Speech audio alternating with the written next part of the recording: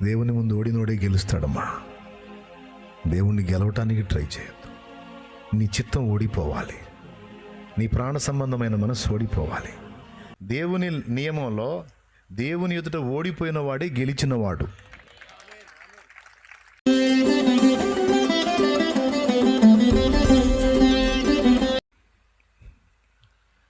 నీకోసమే కదా ఈ రాత్రి ఇక్కడికి వచ్చింది.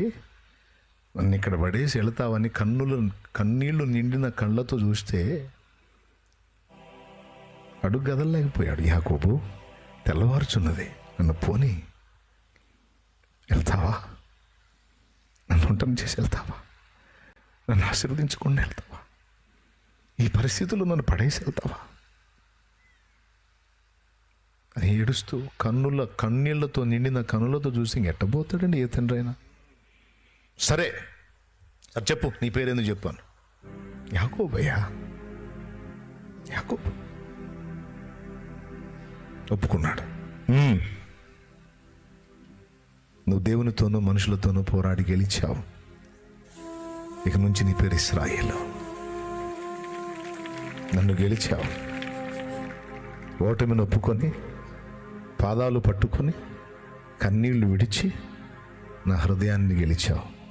యాకోబు, నువ్వు ఇక నుంచి ఇశ్రాయేలు. ఏ వాగ్దానాలు నీకు చెప్పానో అవన్నీ నెరవేరుతాయి. అంతేకాదు నన్ను కన్నులారా చూసే భాగ్యం కూడా నీకు లభించింది.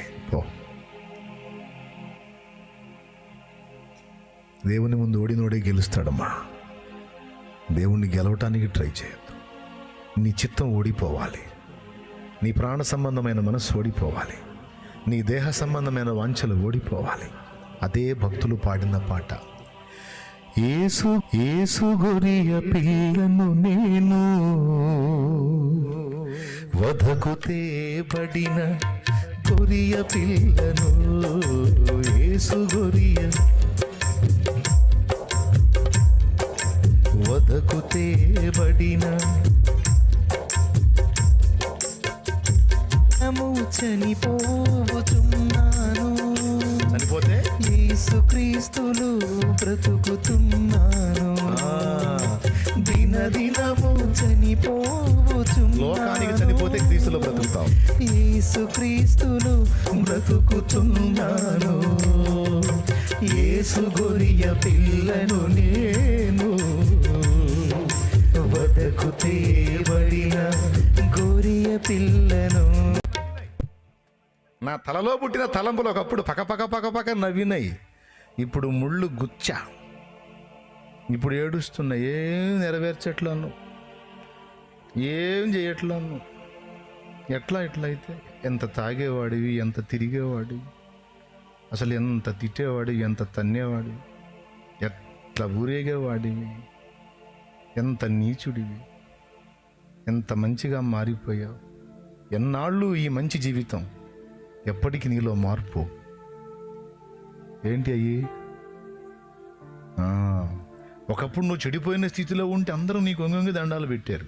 ఇప్పుడు నువ్వు మంచిగా మారి నాకు ఆడోళ్ళు కూడా లెక్క చేయట్లా. నేను ఎంతకాలం తలంపులు అవి వచ్చినప్పుడల్లా ఏం చేస్తున్నా? ఇప్పుడు నోరు మీవే సైతానా, ఎవరు మై గుచ్చి పెడుతున్నా ముళ్ళు.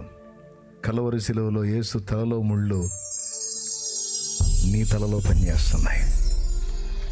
అప్పుడు నీ తలంపులు ఏం చేస్తున్నాయి? ఇప్పుడు నువ్వు అవి ఎంత మొత్తుకున్నా నువ్వు వినట్లేదుగా. అవి ఏడుస్తున్నాయి. ఇక ఆ పాట ఇంటికి పోయి పాడుకోండిలే. అందులో ఉన్నాయన్నీ మన దైనందిన జీవితంలో జరుగుతున్న విషయాలే. యేసు గొర్రె పిల్లలందరికీ ఇదే పరిస్థితి. ప్రభు మనల్ని గెలవాలి, మనం ఆయన ఓడిపోవాలి, ఆయన వశం అవ్వాలి.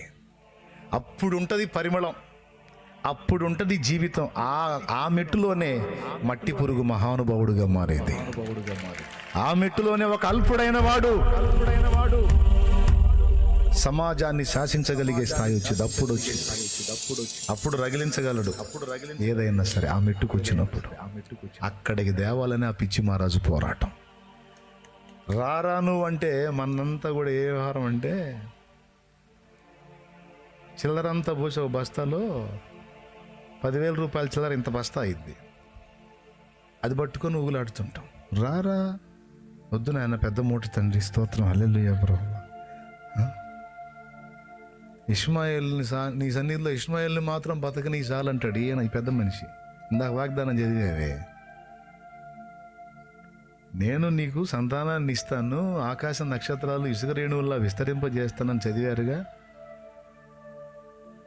ఈయన 12లోనూ 13లోనూ ఈ వాగ్దానాలు పొంది 16కు వచ్చేటప్పటికి దేవుడు చెప్పని పని ఒకటి చేసి ఇష్మాయిల్ లైన్లో తెచ్చాడు. తెస్తే 13 ఏళ్ళు మాట్లాడలేదు దేవుడు.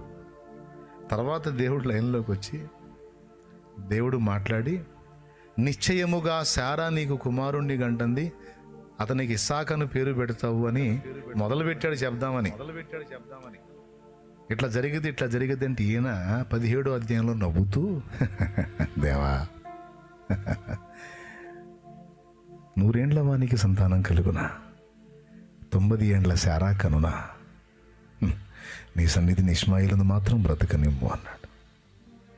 ఇస్సాకు లేకుండా ఇష్మాయిల్ ఉంటే ఏం జరిగేదండి? రక్షకుడు వచ్చేవాడు. మరి ఆ వాగ్దానం ఏమవ్వాలి? భూలోకములోని వంశములన్నీ నీ ద్వారా ఆశీర్వదింపబడునని అతిపెద్ద వాగ్దానం చేశాడే. చూడండి, ఒరే నాయన, వంశాల మొత్తానికి నేను దీవెనగా చేద్దామని నేనంటే, నా వంశం నిలబెట్టి చిల్లర కోసం అనుకుంటామే అబ్రా.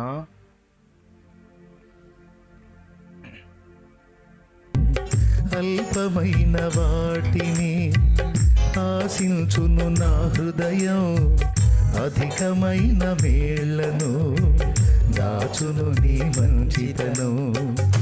ఏది నిన్ను కోరాలో ఎరుగదు నా వెర్రితనం, ఏది నిన్ను కోరాలో ఎరుగదు నా వెర్రితనం. ఏది నాకు కావాలో ఎంచి ఇచ్చు నీ జ్ఞానం, ఏది నాకు కావాలో ఎంచి ఇచ్చు నీ జ్ఞానం. అధికముగా చేయగలవు యేసయ్యా, నాకు చాలిన దేవుడవు నీవేనయ్యా. అధికముగా చేయగలవు యేసయ్యా, నన్ను నడిపే సారథివి నీవేనయ్యా. అడిగే వాటి కంటే ఊహించే వాటి కంటే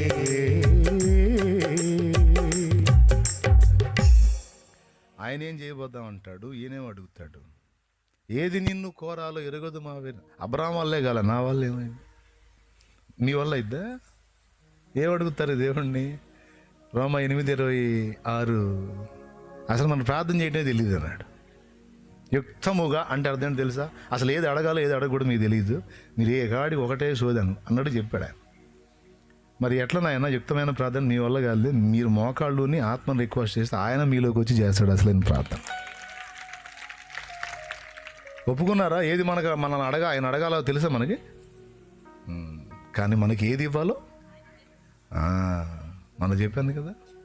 మార్కెట్కి పోతే దొరికిన పండు తీసుకుని టపా తింటమే, అది పుచ్చిపోయిందా, పాడైపోయిందా, పనికి వచ్చిందా, ఎగబడి తింటమే. ఏదో కాయ దొరికిందని మమ్మీ తీసుకున్నానని కొరికాడు అనుకో, అమ్మ చూసినప్పుడు అది పుచ్చింది అనుకో, వీడు చూడలా, నవ్విలాడు, మొదలు పెట్టాడు, నెత్తి మీద ఒకటి వేసిద్ది, ఇచ్చాడు, పడే అది తీసుకున్నాడు వాడు, అది పుచ్చిపోయింది బాబు, అయినా పర్లేదు మా లెక్కలోని చేర్చు, ఆగురా, తొందర ఏందిరా, ఆగు అని వెతికి ఎంచిద్ది. పండింది, తీయగా ఉండేది, పెద్ద సైజులో ఉండేది, సరిగ్గా ఒక కాయ తింటే అటు కడుపు నిండిపోయేంత దాన్ని వెతికి ఇది తిను, ఏది నాకు కావాలో ఎంచి ఇచ్చు నీ జ్ఞానం. అమ్మ పాత్ర తీసుకుంటాడు ఆయన, నాన్న పాత్ర తీసుకుంటాడు. ఇచ్చాడు, ఆగు, తొందరపడవాగా, నేను ఇస్తాను నీకు శ్రేష్టమైన, ఓపిక పట్టు. ఈయనంటాడు, నీ సన్నిధిని ఇష్మాయిల్ మాత్రం బతకని అయ్యా, నువ్వు పొడిచావు కానీ పోటు, మరి ఇప్పుడా నువ్వు చెప్పింది నాకు 75 ఏళ్ళు ఇప్పుడు చెప్పావు, ఇప్పుడు 99కి వచ్చి నీకు ఇత్తా అంటాను. ఎన్నేళ్ళా? 24 ఏళ్ళు. ఎన్ని వద్దులే కానీ 24 సరిపోయింది, మా సారిపోయింది. ఇంక జైలే, ఇంకా జైలే అంటే నీకు దిగిందని దేవుడికి ఆలోచనలు దిగిపోతాయా? నువ్వు ఇది చేయలే అది చేయలే అన్నా సరే, అవసరమైతే ఒక మొట్టిగా వేసాను సరే, ఆయన నీకు ఏది చేయాలనుకున్నాడు అదే చేస్తాడు. ఎందుకంటే ఆయన నిన్ను ప్రేమిస్తున్నాడు. ఆయన నిన్ను ప్రేమిస్తున్నాడు. పిచ్చిగా నువ్వు 100 రెట్లు ఆశీర్వదించబడాలని కోరుకుంటాడు పిచ్చి తండ్రి. నువ్వు అడుగుతావు అల్పమైనవే, శ్రేష్టమైన వాటిని సిద్ధపరిచాడు, అందిస్తాడు. ఎంతమందికి విశ్వాసం ఉంది?